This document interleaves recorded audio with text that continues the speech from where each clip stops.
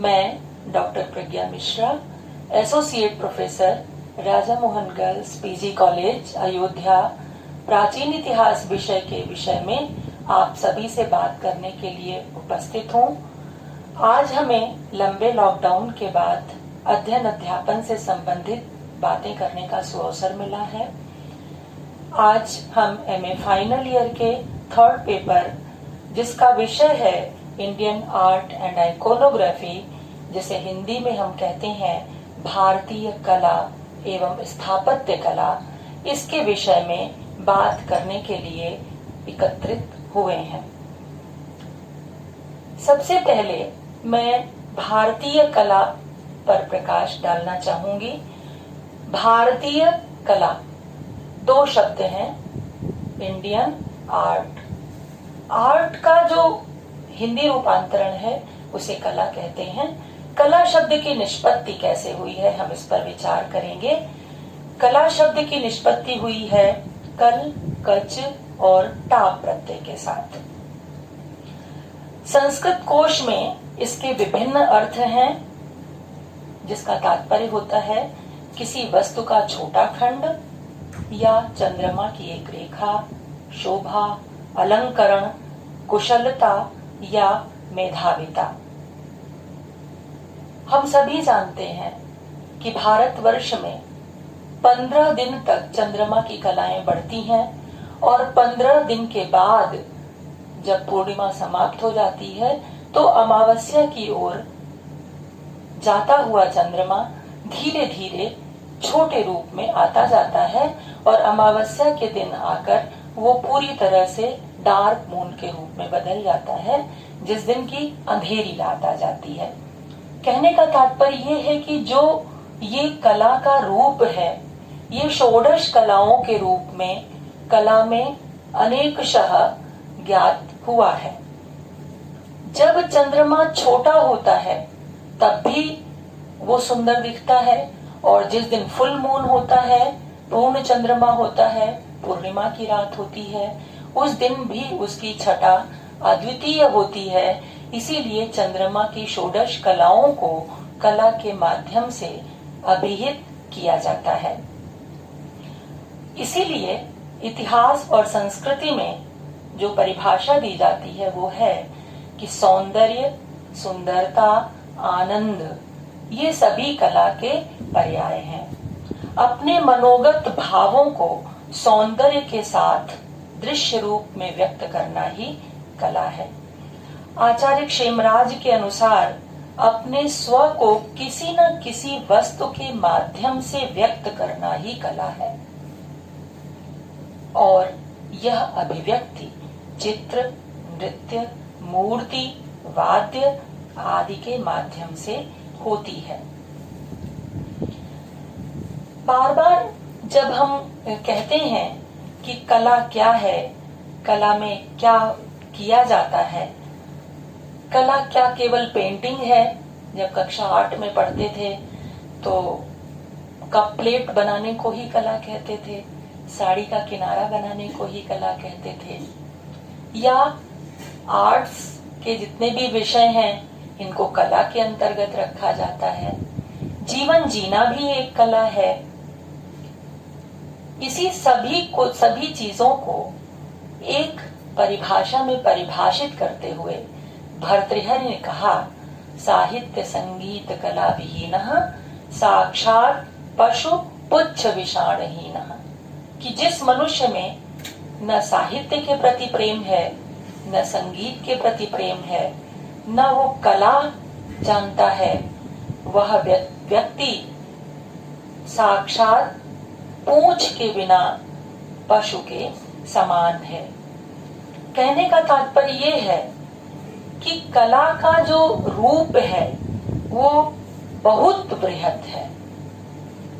कला छोटे शब्द में समेटी नहीं जा सकती है, और कला के लिए हमें किसी बड़े कलाकार के पास जाने की भी आवश्यकता नहीं है, क्योंकि जब आप संस्कृत के ग्रंथ पढ़ते हैं, हिंदी के ग्रंथ पढ़ते हैं, तो काव्य में भी कला है, संस्कृत में भी कला है, प्रकृति में चले जाते हैं तो प्रकृति भी कलात्मक है।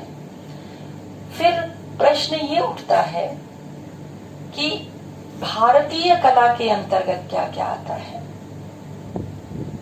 भारतीय कला के स्रोत क्या है। भारतवर्ष में तो सर्वे भवन्तु सुखिनः सर्वे सन्तु निरामयाः की बात की गई है।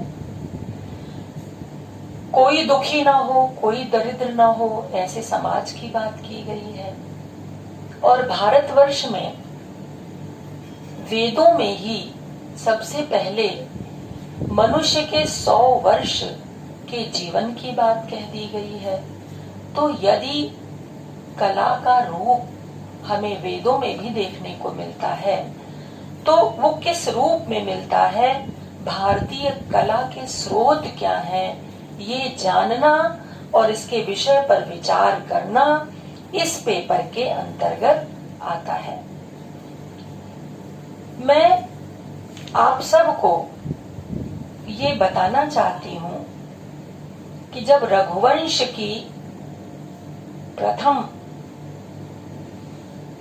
के प्रथम श्लोक की तरफ हम जाते हैं तो हम देखते हैं कि कालिदास ने शब्दों के माध्यम से कलात्मक ढंग से भगवान शिव और पार्वती की आराधना की है। वागार्थाविव संपृक्तौ वागार्थ प्रतिपत्तये जगतः पितरौ वंदे पार्वती परमेश्वरौ।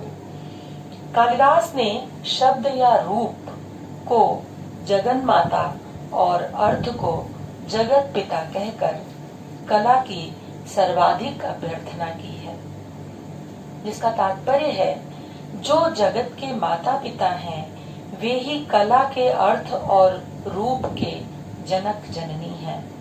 अर्थ अमूर्त लोक का और रूप मूर्त जगत का प्रतिनिधि है। दोनों ही भगवान विष्णु के 2 रूप हैं, एक को परम रूप और दूसरे को विषय रूप कहा गया है।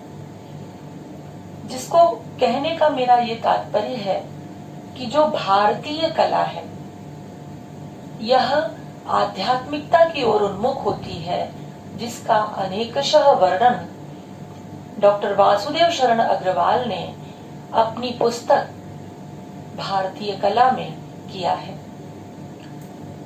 मैं एमए के बच्चों को ये कहना चाहती हूँ, एमए के विद्यार्थियों को ये बताना चाहती हूँ कि यदि आपने इस पेपर के लिए भारतीय कला डॉक्टर वासुदेव शरण अग्रवाल की पुस्तक जो इंग्लिश में भी इंडियन आर्ट के रूप में है, इसको नहीं पढ़ा तो आप कला के मर्म को जान नहीं सकते हैं। और I think this book is encyclopedia in art and iconography.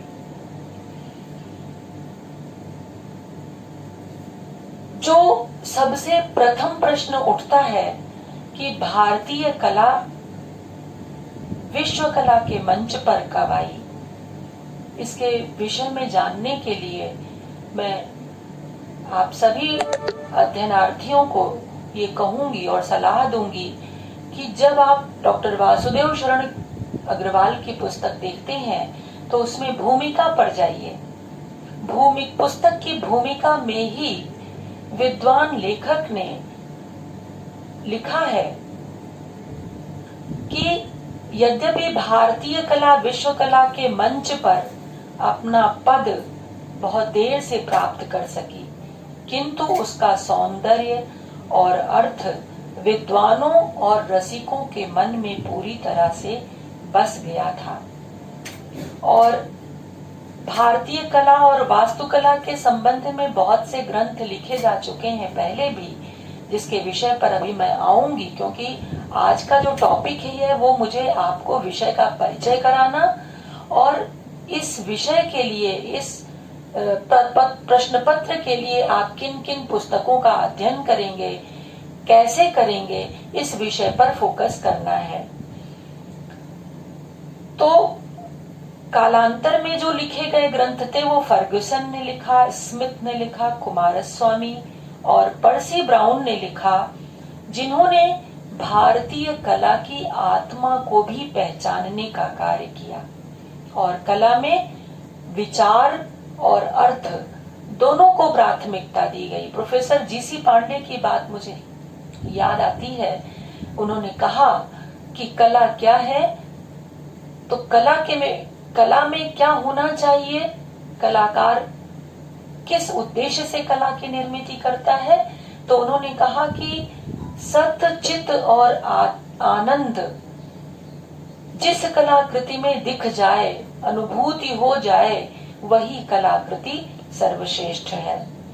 तो ऐसे में भारतीय कला की स्थापना स्थापत्य और वास्तुकला के रूप में हुई और चित्रकला सबसे पहले आई, जो पाषाण काल में ही दरी में, गुफाओं में, विंध्य पर्वत श्रेणियों में दिखाई पड़ती है, जिसमें पाषाणकालीन मनुष्य ने अपने आनंद को प्रकट किया है, अपनी क्षुधा में भी उसने आनंद दर्शाया है, नृत्य किया है, शिकार किया है। ये सभी कला के रूप में हमें दिखाई पड़ते हैं, जो भारतीय कला के अंग माने जाते हैं। अब मैं आपको ले चलूंगी ऐसे स्रोतों की ओर जो भारतीय कला के विषय में हमें अध्ययन करने चाहिए और भारतीय कला के लिए हमें जहां से जानकारी मिलती है। तो सबसे पहले आप जानते हैं कि साहित्य है। वास्तु या स्थापत्य की विविध तकनीकों, भवनों के नाना रूपों पर वैदिक साहित्य से लेकर संस्कृत और प्राकृत साहित्य तक हमें अनेक साक्ष्य मिलते हैं। ऋग्वेद में धार्मिक और लौकिक दोनों प्रकार की वास्तु का उल्लेख हुआ है। संहिताओं के अध्ययन से ऐसे शिल्प के विषय में पता चलता है जो भौतिक सामग्री के माध्यम से बनाए जाते थे और इसी काल में भवनों का निर्माण मिट्टी, घास फूस, कच्ची ईंटों, काष्ठ आदि से होता था। वे तो विनष्ट हो गए, किंतु काष्ठ शिल्प हमें मौर्य काल तक अवशिष्ट दिखाई पड़ता है। भवनों स्तंभों पर टिके होते थे, जिन्हें स्कंभ कहा जाता था। ऋग्वेद के 1:41-5 श्लोक एवं 5:63 6 श्लोक में जिसका रेफरेंस मिलता है। वैदिक देवता इंद्र को स्कंभीयान अर्थात सर्वोत्तम खंभों के स्वामी के रूप में गढ़ा गया है। एक स्थान पर 100 खंभे वाली शतभुजी भवनों का उल्लेख मिलता है। त्रिभूमिक प्रासाद अर्थात 3 खंडों में बने हुए महलों का वर्णन भी ऋग्वेद में मिलता है। इसका आशय यह है कि बड़े घरों का निर्माण भी काष्ठ से किया जाता था और नगर सन्निवेश का विवरण भी वैदिक साहित्य में प्राप्त होता है। पर्सी ब्राउन ने इसी आधार पर कहा है कि सांची एवं भरहुत की वेदिकाएं वैदिक वेदिका का अनुकरण मात्र हैं। अब यदि हम वैदिक कर्मकांड की ओर मुड़े तो हम देखते हैं कि आज भी हमारे यहाँ विवाह परंपरा में वेदिका का निर्माण या पूजन में, सत्यनारायण व्रत कथा में भी पूजन वेदिका पर किया जाता है। तो ये जो वेदिका शब्द है, जो हमें कला के पेपर में बार बार देखने को मिलेगा, न केवल वैदिक या सनातन धर्म में ही बल्कि कालांतर में बौद्ध धर्म में भी, सांची और भरहुत में भी वेदिका का निर्माण किया गया है। और फिर जब हम गुप्त काल में आकर मंदिरों पर आते हैं तो वहां भी वेदिका का निर्माण मिलता है। यह वेदिका शब्द वैदिक काल से ही चला आ रहा है। अथर्ववेद में गृह निर्माण संबंधी 2 शाला सूक्त मिलते हैं, जिसमें विभिन्न बांसों की को रस्सियों से बांधकर छाजन बनाए जाते थे। छप्पर या बांस पट्टियों को रस्सी से बांधने की कला उन्हें ज्ञात थी। शतपथ ब्राह्मण में घर के 2 अंग बताए गए हैं। प्रथम पुरुष आवास और द्वितीय महिलाओं का आवास। जिसे हम मुगल काल तक देखते हैं कला में, कि बाहर पुरुषों का घर होता था और अंदर जनान खाना तक होता था। इसकी परिकल्पना और इसको कला के रूप में उतारने का कार्य सबसे पहले वैदिक काल, देन सिंधु पीरियड, और इसके बाद मौर्य कला, शुंग कला, गुप्त कला, सभी में इसकी निरंतरता बनी रहती है। जो हम आगे चलकर देखेंगे कि कला के जो विशेषताएं हैं उसमें एक निरंतरता का प्रवाहमान है, ये हमें इन रूपों में देखने को मिलता है। पाली ग्रंथों में और गृह सूत्रों में ज्ञात होता है कि बुद्ध काल तक वास्तुकला बहुत अधिक विस्तृत हो गई थी और इसीलिए दीर्घ निकाय में इसे वत्थुवज्जा या वास्तुविद्या कहा गया। गुप्त काल में कला के विभिन्न अंगों का सम्यक उत्कर्ष हुआ। प्रख्यात ज्योतिषाचार्य वराहमिहिर वास्तुविद्या के भी महान आचार्य थे, जिनकी रचना वृहत संहिता से वास्तुशास्त्र, प्रतिमा शास्त्र, चित्र शास्त्र की जानकारी मिलती है।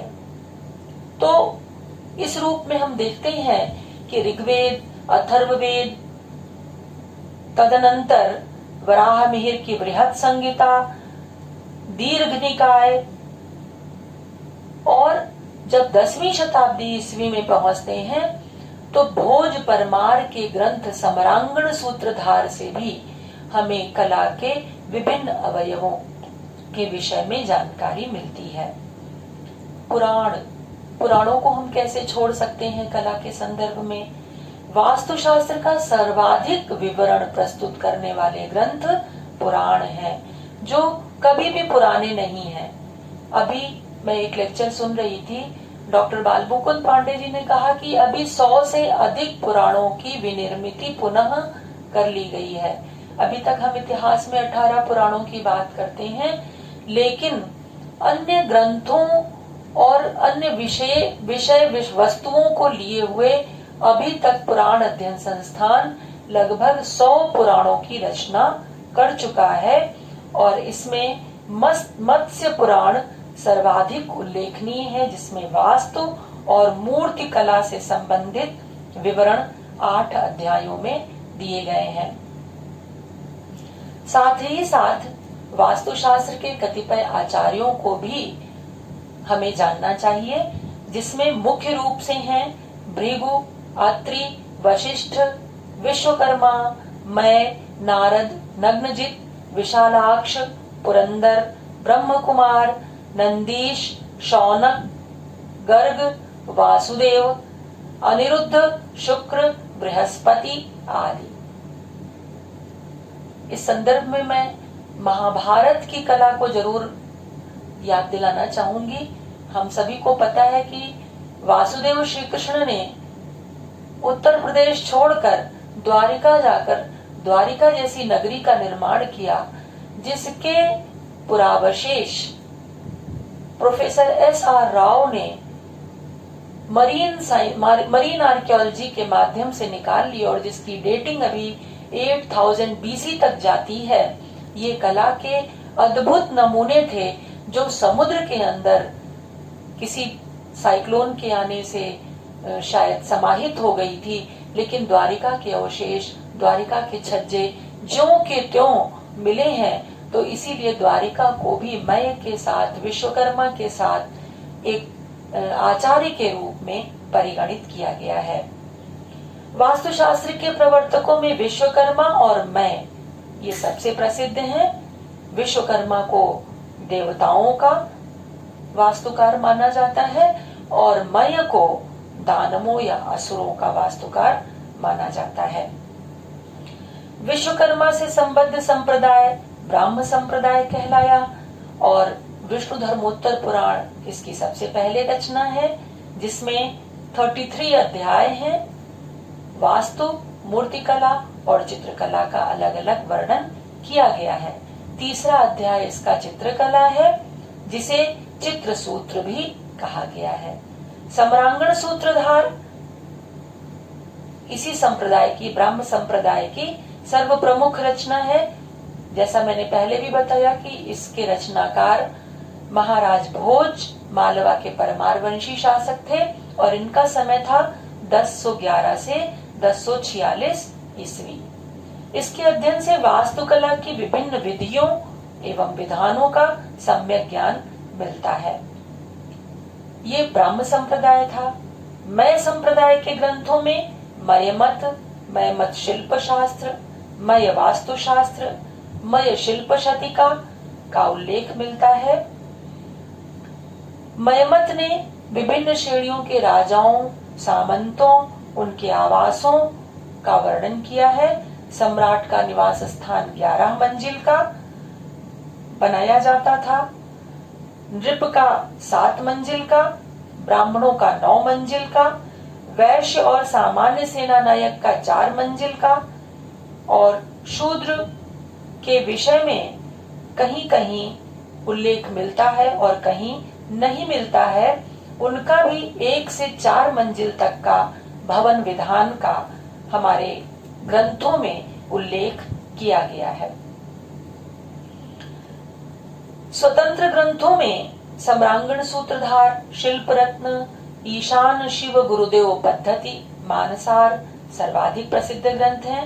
12वीं शताब्दी में भुवन देव ने गुजरात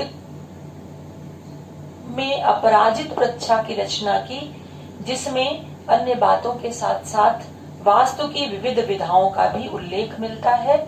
इसे गुप्तकालीन रचना मानी जाती है।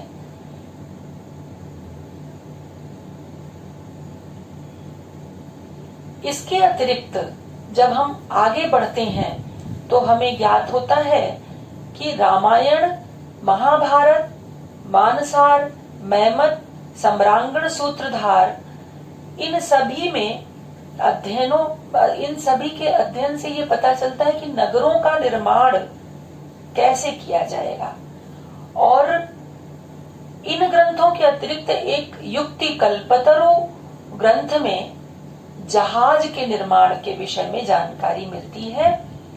2 प्रकार के जहाज नदी मार्ग से और समुद्र मार्ग से जाने वाले बनाए जाते थे, जिनमें लोहे की कीलों की अपेक्षा लकड़ी के कील ही प्रयुक्त किए जाते थे, और जिससे कि उसे चुंबकीय चट्टानें अपनी ओर न खींच सकें। इसका उल्लेख हमें युक्ति कल्पतरु नामक ग्रंथ में मिलता है। एक और भी ध्यान देने की बात है कि आचार्य विष्णुगुप्त ने अपने अर्थशास्त्र में, जिसको हम कौटिल्य अर्थशास्त्र के नाम से जानते हैं, नगर कहाँ बसाया जाएगा, कैसी स्थिति में रहना चाहिए, इसके विषय में बहुत वृहद चित्रण किया है।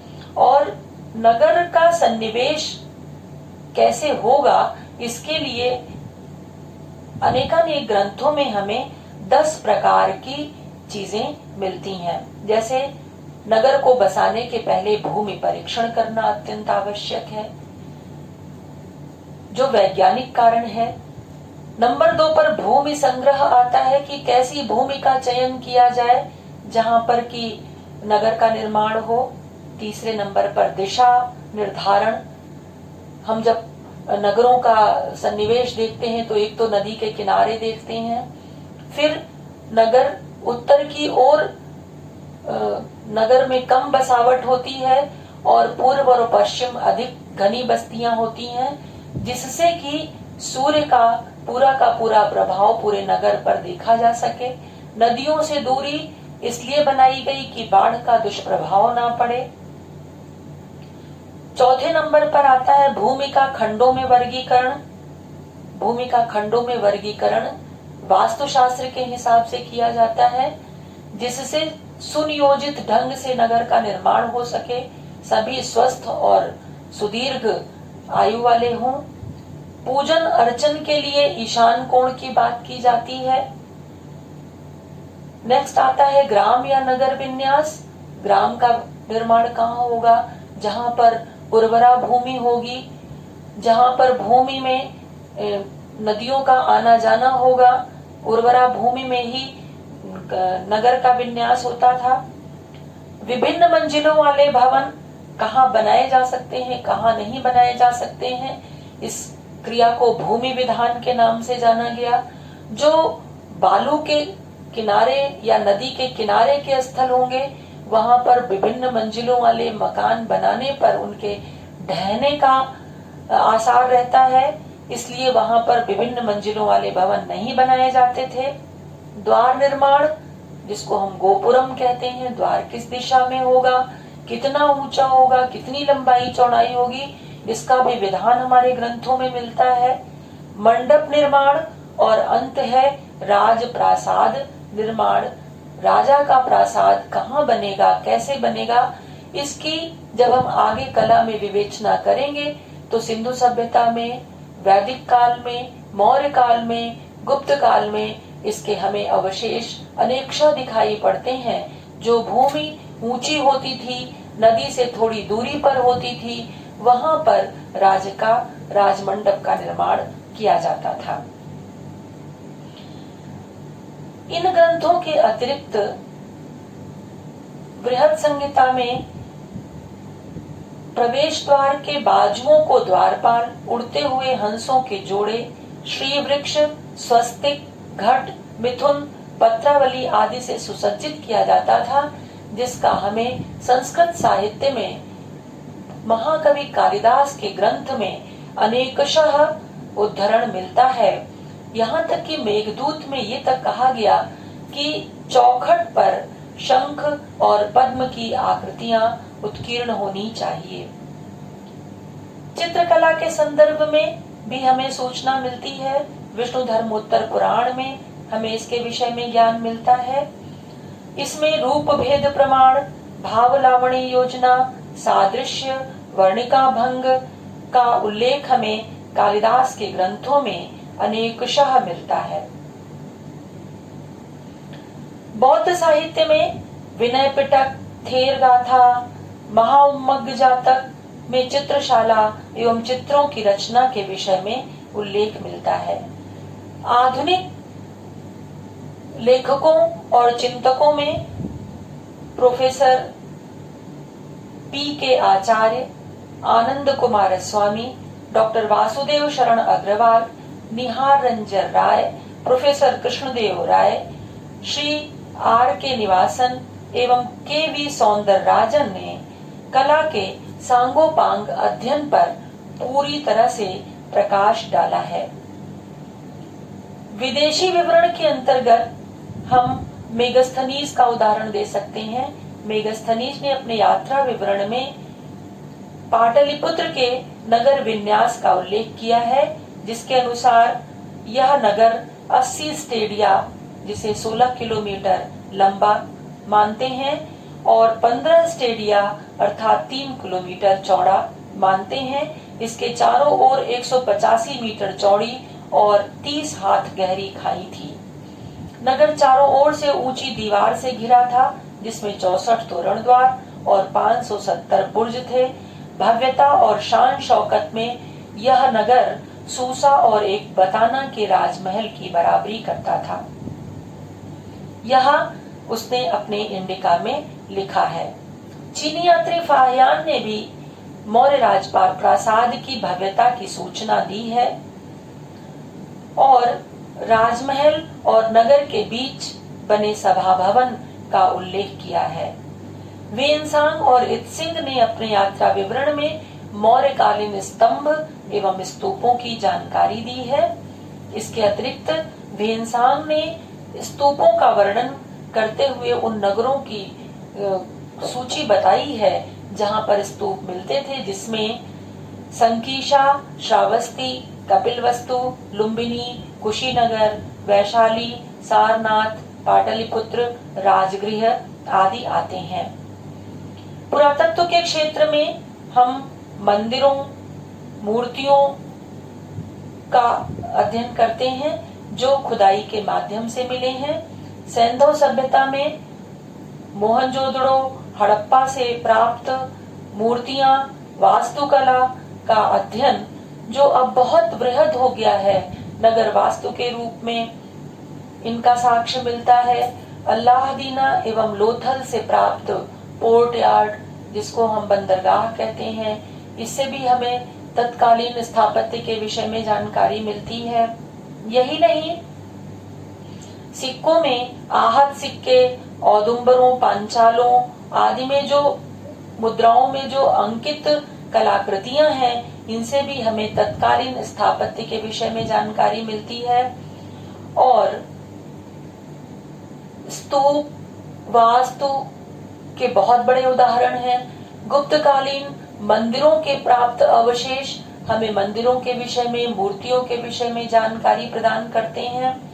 यही नहीं, भीमबेटका, जिसका नाम लिए बिना कला के साक्ष्य पूरे नहीं होते हैं, जो रायसेन जिले में स्थित है, यहाँ से जो शैलाश्रयों से और गुफाओं से चित्रकारी मिली है, वो भी हमें प्रागैतिहासिक काल की चित्रकला के विषय में जानकारी देती है। दरी चित्र, जो हमें लिखुनिया दरी मिर्जापुर से मिली है, यहाँ से भी हमें शैलाश्रयों के विषय में जानकारी मिलती है। अब हम कला के अंग पर चलते हैं, तो कला का पहला अंग है वास्तु या स्थापत्य कला। जो भवन निर्माण कला है, जो वास्तु शब्द है, वो बस धातु से बना है, जिसका अर्थ है किसी एक स्थान पर निवास करना।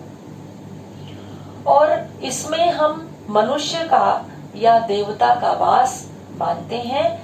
इसके अंतर्गत आते हैं नगर विन्यास, भवन, स्तूप, गुहा, मंदिर आदि। इसीलिए अर्थशास्त्र में गृह, सेतु, अर्थ, क्षेत्र आदि की रचनाओं में जो वास्तुपति की उपासना की जाती है, उसे स्थापत्य शब्द के आधार पर स्थपति कहा जाता है, और जिसका अर्थ है कारीगर या बढ़ई। इसलिए वास्तु स्थापत्य के अंतर्गत भवन निर्माण कला, भले ही वो नगर हो, भवन हो, उसका अध्ययन किया जाता है। मूर्ति कला को तक्षण कला भी कहते हैं, जिसके अंतर्गत जिसको हम मूर्तियां आती हैं, और इन्हें हम इंग्लिश में कहते हैं स्कल्पचर, SCULPTURE। ये मूर्ति कला पाषाण की भी होती है, धातु निर्मित मूर्तियां भी प्राप्त होती हैं, और इनकी विभिन्न विधियां हैं, जिसे हम आगे के चैप्टर्स में डिटेल में पढ़ेंगे। चित्रकला के अंतर्गत चित्रकारी की जाती थी, जो आज POP के नाम से, प्लास्टर ऑफ पेरिस के नाम से जानी जाती है, जो प्राचीन भवनों में, प्राचीन मंदिरों में, प्राचीन राजमहलों में दीवारों, छतों, स्तंभों, पर्वत गुफाओं आदि में मिलती है। और नेक्स्ट कला का प्रकार है रिलीफ स्थापत्य, जिसे हम पत्थर, चट्टान आदि के फलक पर या चित्र या मूर्ति पर उकेर कर बनाते थे। इन्हें रिलीफ स्थापत्य या रिलीफ चित्र कहा जाता था, और इसे उत्कीर्णन कला भी कहते थे, जो अभी स्टील पेंटिंग के रूप में भी दिखाई पड़ती है। और इस उत्कीर्णन कला को भास्कर कला के नाम से भी जाना जाता है। इसके अतिरिक्त मिट्टी के बर्तन बनाने की कला को मृदभांड कला, सिक्के या मोहरों की कला को मुद्रा कला, हाथी दांत के वस्तुओं को बनाने को हस्तिदंत कला कहा जाता था। जिन कलाओं से आनंद की प्राप्ति या सौंदर्य का भाव जागृत होता है, उन्हें ललित कला या फाइन आर्ट्स कहते हैं, जिसमें काव्य, संगीत, चित्र, वास्तु, मूर्ति आदि की गणना की जाती है। एक बहुत महत्वपूर्ण ग्रंथ रह गया वात्स्यायन का कामसूत्र। वात्स्यायन के कामसूत्र में, जिसे कला के दृष्टिकोण से अद्भुत ग्रंथ कहा जा सकता है, इसमें 64 कलाओं का वर्णन किया गया है, जिसमें पान का बीड़ा लगाना भी एक कला है, धनुष चलाना भी कला है, वाद्य यंत्रों को बजाना भी कला है, अपने प्रिय को मनाना भी कला है और शुक सारिका से बात करना भी कला है। तो आज हम इतने पर ही अपने वक्तव्य को समाप्त करेंगे। अगले लेक्चर में भारतीय कला की आधारभूत विशेषताओं के साथ मैं पुनः आप सभी को मिलूंगी। धन्यवाद।